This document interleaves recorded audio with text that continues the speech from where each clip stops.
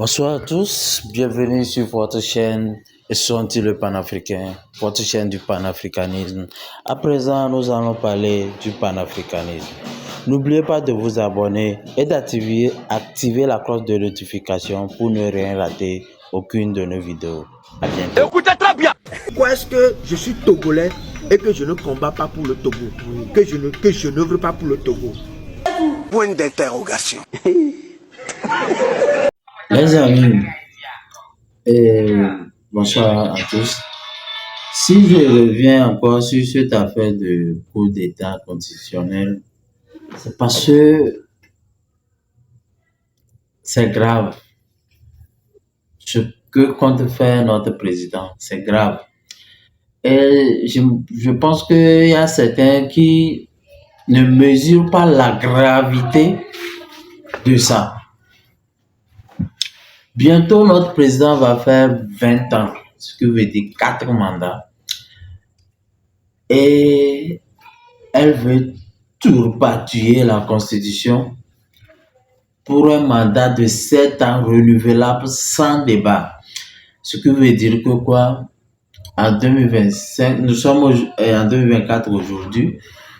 Et ce qu'il compte faire, ça veut dire que c'est parti pour 2038 avant que on essaie de voir s'il va quitter ou pas.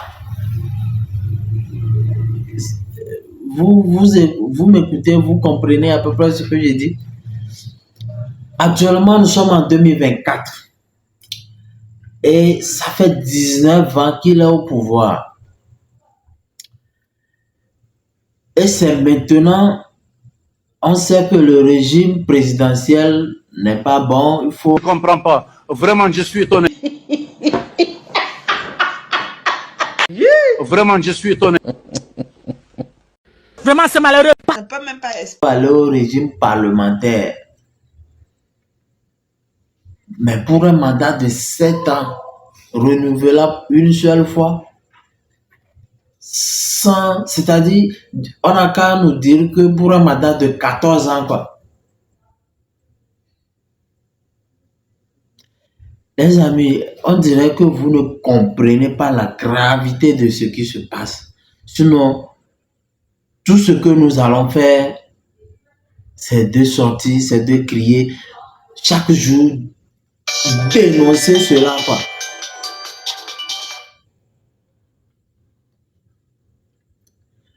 Donc, je disais, les gens ne mesurent pas l'ampleur de ce qui est en train de se tramer, quoi. Parce que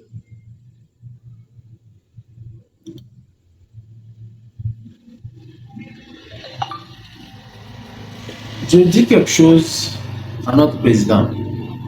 S'il s'agissait seulement que nous, la jeunesse ou la population, on ne souffre pas, j'avoue que personne ne va même pas parler là.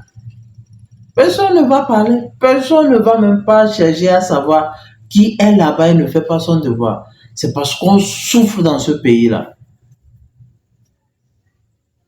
Cher président, c'est parce que nous souffrons que nous parlons. Sinon, on ne va même pas parler. Si aujourd'hui, on a appris qu'au temps de Kadhafi, les Libyens ne payaient pas l'électricité. Si aujourd'hui, par exemple, on est là, on ne paie pas l'électricité, on ne paie pas la T2. Chaque fin du mois, tu as ta carte d'identité ou bien carte d'électeur. Tu vas prendre l'argent. Salaire de base, 100 000 francs. Président, personne ne va même pas parler là. Dans nos communes, les routes sont goudronnées. Qui va parler, qui va chercher à ce que quelqu'un qui est là et fait tout ça là va partir? Non. Mais je dis, dans cette affaire de coup d'État constitutionnel là, l'animal à abattre, l'animal à lécher, c'est... Écoutez très bien. Alain Foka. C'est l'ex-journaliste français Alain Foka. C'est le journaliste de RFI là qui a fait tant du mal à l'Afrique et qui s'est dit, ok, il est temps, je vais me repêcher. Et pour nous, on croyait qu'il veut se repêcher vraiment. Mais c'est plutôt nous les Togolais qu'il vient crucifier finalement. Peuple togolais, l'animal à lyncher, c'est monsieur le journaliste Alain Foka. C'est lui l'animal à lyncher. Sinon, notre président n'avait pas l'idée de changement de constitution.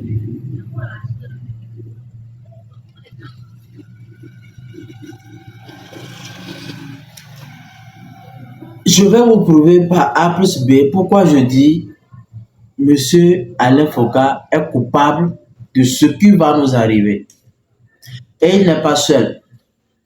Togbi Zéouto également fait partie. Je vais prouver le pourquoi Togbi Zéouto également en fait partie. Suivons d'abord Togbi Zéouto et après nous allons venir sur monsieur Alain Foka. Suivons Togbi Zéouto. Que la Troisième Guerre mondiale n'était pas encore arrivée, la Troisième Guerre mondiale est là. Grand Kémy Séba, tu représentes l'Afrique. Tu dois parler comme l'Afrique. Pas en répétant la notion qu'ils nous ont mis dans la tête. Libère-toi de leurs notions. Guéris-toi de tout ce qu'ils ont dit. Ou de tout ce qu'ils nous font dire. C'est quoi la Troisième Guerre mondiale? D'ailleurs, c'est quoi la Première Guerre mondiale? C'est leur guerre qui nous ont fait croire que c'est la Première Guerre mondiale, que tu répètes comme étant la Première Guerre mondiale et que tu cites qu'il y a une Troisième Guerre mondiale. Non, mon cher frère, la Première Guerre mondiale pour l'Afrique, c'est l'esclavage. La Première Guerre mondiale, c'est l'esclavage. Et la Deuxième Guerre mondiale, c'est la guerre que nous nous déclenchons maintenant en tant que des Africains. La guerre des morts, la guerre des vaudous, la guerre des fétiches, la guerre de tous ceux qu'ils ont torturés, malmenés, tués dans les mers, dans les forêts, sous la terre, n'importe où. C'est cette guerre-là qui constitue la Deuxième Guerre mondiale. Même la colonisation constitue la guerre de l'esclavage. Réveille-toi. Tu représentes l'Afrique. Consulte-nous. Parle comme l'Afrique. Laisse-toi pour que l'Afrique renaisse en toi. Ne parle pas sur la littérature. Ne parle pas, ne répète pas ce qu'ils nous ont inculqué dans la tête. Réveille-toi, Kémy Séba. Fais autre chose. Réagis en tant que lion qui rugit et non en tant que lion qui aboie. Outo, Yéni Mawa, je suis Togbi Zéouto du Togo. Je comprends. J'espère que vous avez suivi cette vidéo. Est-ce que ce que monsieur Togbi Zéouto vient de dire est bon ou pas? C'est bon. Ça, c'est des phrases qu'il faut pour soutenir nous les Africains. Mais le pire qu'il a fait, c'est ça vous allez regarder maintenant. Regardez le pire. Je dis bien, regardez le pire de ce qu'il a fait. Si aujourd'hui, notre président se permet de tourpaturer la Constitution, de vouloir changer la Constitution, ce n'est pas changer quelque chose dedans et tout. C'est parce que en partie, à un moment donné, Togbi Zéouto en est l'auteur. Écoutez très bien. Nkanchi me doit que Togbi maman vous donne ce soit pas ya Gianni temps aussi ne peut pas me doit que le président Faure Gnassingbé, le président du Togo, il va péter, il me doit que j'ai invoqué les ancêtres pour le président Faure Gnassingbé. L'audace est dangereuse. Il a osé même si c'est notre adversaire, même si c'est l'adversaire, même si les gens ne l'aiment pas, ce n'est pas le moment de se léguer encore contre ce président, le président Faure Gnassingbé. Il a osé, il a pris la décision. Et cette décision est un grand danger pour lui et pour le Togo. Parce qu'il devient un ennemi de ses pairs qui décide de bousiller l'Afrique au nord de la France pour l'intérêt de la France, pour l'intérêt des Occidentaux et dans leur propre intérêt. Il a pris la décision d'aller à la négociation. Il a pris la décision de prôner la paix. Il a pris la décision de gérer ça entre les frères. Les Nigériens, c'est un peuple frère. Les Nigériens, c'est un peuple frère. Les Nigériens, nous sommes des peuples frères. Nous sommes un en Afrique. Il n'y a pas question qu'il y ait une grande guerre en Afrique qui va diviser des tissus. Et le président Faure Gnassingbé en a pris conscience. Il a pris cette décision. Il va à l'encontre de la France. Il va à l'encontre de Macky Sall. Il va à l'encontre de Ouattara. Il va à l'encontre des autres qui veulent bousiller l'Afrique. Et nous avons le droit maintenant, quelle que soit la situation entre nous au Togo ici, quelle que soit la situation qui provoque entre nous au Togo ici, nous avons le devoir, nous qui sommes les traditionnels, nous qui sommes des Africains, nous qui sommes des Togolais, nous sommes tous, nous avons le devoir de le soutenir, d'être derrière lui maintenant, d'appeler les ancêtres pour que les ancêtres puissent le soutenir. Mais il y a quelque chose de très important. Et pour cela, nous avons érigé cette divinité, le léba de toute l'Afrique. Il y a quelque chose de très important que je vais dire aux ancêtres, d'aider notre président Faure Gnassingbé à aller dans sa grandeur. Je ne peux même pas expliquer, mais c'est chaud. Quitte-la. Pourquoi est-ce que je suis togolais et que je ne combats pas pour le Togo, que je ne veux pas pour le Togo? Point d'interrogation. Ok. J'espère que vous avez suivi la vidéo. Bon, bientôt, vous avez suivi. La personne, et je ne dis pas que ce que le président a fait à l'époque là, c'est mauvais. Mais ce que lui a fait, c'est ça, moi je dénonce. C'est un traditionnaliste, donc il y a plusieurs moyens d'éviter la guerre du Niger. Il peut faire des libations pour que cette guerre n'ait pas lieu. Il peut faire beaucoup de choses pour que cette guerre n'ait pas lieu. Pas de prier ou bien oui, c'est la prière, il a fait. Pas de prier encore pour ce monsieur. Bon, voilà que le monsieur dit va plus partir. D'abord, le monsieur a fait des prières, donc il est là, les ancêtres le protègent. Il va plus partir. Que comptez-vous dire? Que comptez-vous faire? L'heure est grave maintenant. Est-ce que vous pouvez réparer ce mal? Okay. Je disais maintenant, voilà le problème que vous avez causé. Depuis là, j'attendais que vous allez faire une sortie, mais rien. Comment vous allez faire encore pour réparer ce mal? Non. Cherchons, il y a plusieurs moyens de tuer le chien.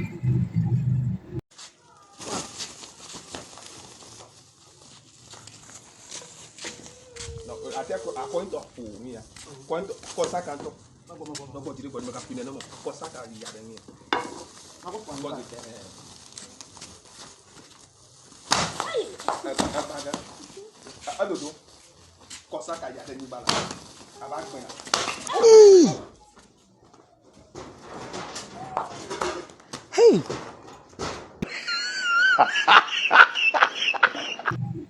Ça, c'est une erreur. Maintenant, regardons même notre pire ennemi. Moi, je croyais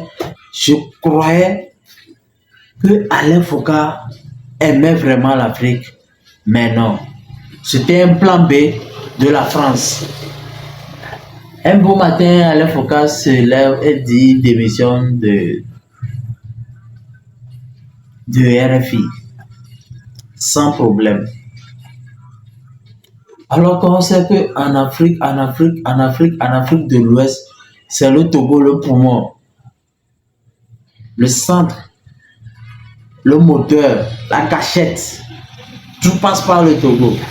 Et voilà, on l'a envoyé chez nous au Togo. Et il vient instaurer son histoire de Mansa.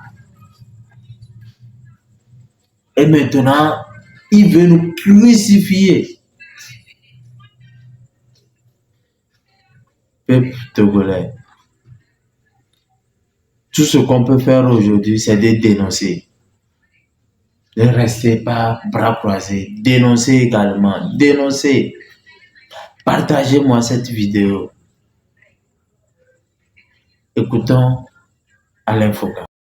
Je ne suis pas en train de jouer à me cacher. J'ai une bonne relation avec le président Faure, ça ne date pas d'aujourd'hui. J'avais une bonne relation avec le père. Est-ce que je dois en avoir honte? Non, pas du tout, je n'en ai pas honte. À quoi servent les présidents de la République dans nos pays d'Afrique? Nous n'avons aucun moyen de contrôle sur des dirigeants qui sont là, mais de véritables monarques qui règnent sans véritable contrôle, sans véritable contre-pouvoir.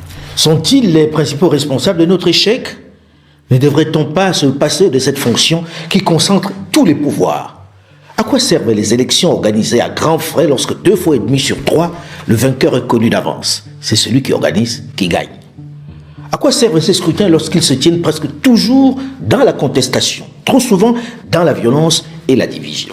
La première chose, c'est d'arrêter avec ces cycles électoraux interminables qui ne produisent rien de bon. Nous faisons des élections pour élire les mêmes gens depuis des années. Ça veut dire, dans la plupart des cas, quand on fait les élections en Afrique, on connaît le vainqueur bien avant et on continue à dépenser des sommes faramineuses pour produire la même chose. Le système démocratique électoral adopté au forceps au lendemain de la conférence Afrique-France de la Bolle en 1990 est-il vraiment adapté à nos pays subsahariens? Ayons le courage d'aborder de front sans tabou les questions que nous nous posons depuis quelques années en silence dans notre intimité, sans avoir le cran d'en débattre en public, simplement parce que l'on a érigé le modèle importé en dogme, en religion quasiment. Il faut faire bonne figure en les soutenant, ça fait bien. On doit se regarder aujourd'hui dans la glace, se poser les vraies questions et vraiment se départir de cette paresse intellectuelle pour trouver des solutions idoines à nos problèmes propres. À Mansa, notre ambition est d'inviter tout le monde, tous les Africains, sans exclusive, à repenser l'Afrique, avec méthode, sans passion et sans haine, sans invective et sans fanatisme, à imaginer, à élaborer leur propre modèle. C'est une urgence au regard de la situation de nos États, au regard des crises aiguës que traversent nos pays. Ce n'est pas une option. Je ne suis pas en train de jouer à me cacher. J'ai une bonne relation avec le président Faure, ça ne date pas d'aujourd'hui. J'avais une bonne relation avec le père. Est-ce que je dois en avoir honte? Non, pas du tout, je n'en ai pas honte. Je ne suis pas dans la politique politicienne, je ne suis pas dans la politique togolo-togolaise.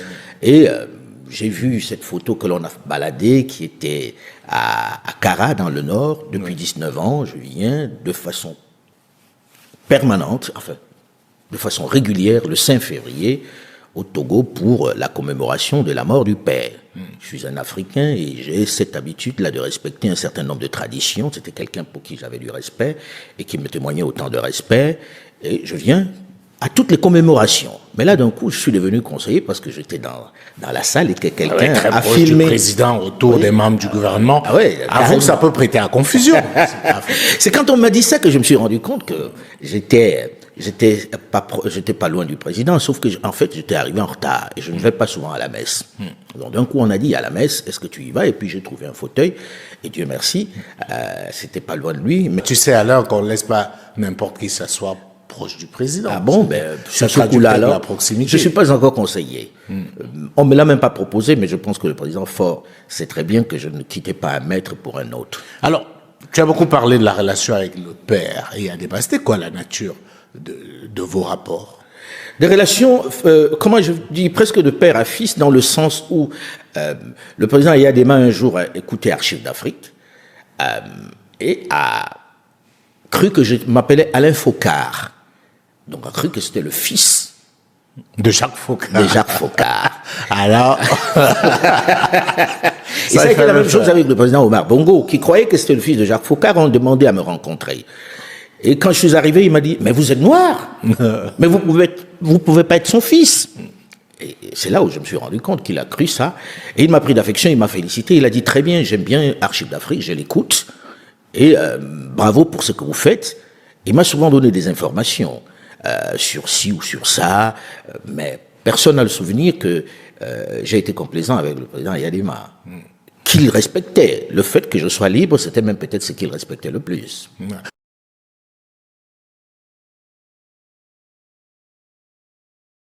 J'espère que vous avez tous suivi ensemble avec moi Monsieur Alain Foucault, qui nous fait savoir qu'il n'a pas honte de dire qu'il avait de bonnes relations avec le père et il a également de bonnes relations avec le fils. Il n'a pas honte. Oui, vous n'avez pas honte, Monsieur Alain Foucault, de nous crucifier aujourd'hui. Quel modèle de gouvernance pour l'Afrique? C'est ça. Quel modèle de gouvernance pour l'Afrique? Le modèle qu'il nous faut, c'est ça, Monsieur Alain Foucault veut instaurer au Togo. Le modèle qu'il faut pour l'Afrique, c'est ça, il a essoufflé à Monsieur Faure Gnassingbé et le président est en train de l'appliquer, veut l'appliquer. Et vous savez, cette histoire de coup d'État constitutionnel est déjà gagnée d'avance. Parce que quoi, les députés qui vont perpétrer ce coup d'État sont en majorité tous unis. Il n'y a que deux de l'opposition, un indépendant et le reste unir. Donc ça veut dire que ce coup d'État est déjà gagné d'avance. Je dis bien quoi? C'est déjà gagné d'avance. On n'a plus rien à faire. Et c'est déjà gagné d'avance. Oh, c'est déjà gagné d'avance. Bon. Regardez-les, c'est eux ça. Regardez-les. Tous unis, unis, unis, unis, unis, unis, unis, unis. Vous les avez vus. Sans parler de la présidente de l'Assemblée nationale. Elle aussi, elle est unie. Je ne sais pas si, je n'ai jamais été à l'hémicycle, je ne sais pas si lors de l'adoption de ces choses-là, elle aussi vote ou comment. Donc, les amis, voilà à peu près ma vidéo. Je ne sais pas comment vous l'avez trouvé. Mettez-moi dans les commentaires. Likez, abonnez-vous, partagez. Dites-moi si j'ai raison ou pas. Merci et bonne nuit.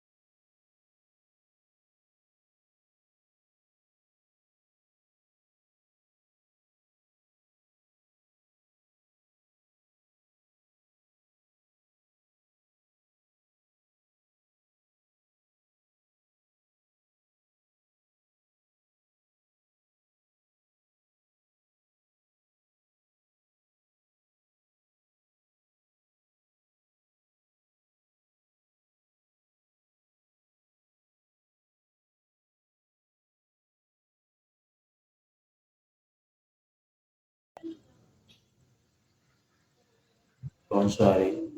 S'il arrivait que ma vidéo vous parvienne, prenez ça en considération. Vous allez sortir par la grande porte. Mais si c'est la petite porte que vous voulez, ce n'est pas encore tard. Vous avez le choix. Partagez-moi cette vidéo. Abonnez-vous.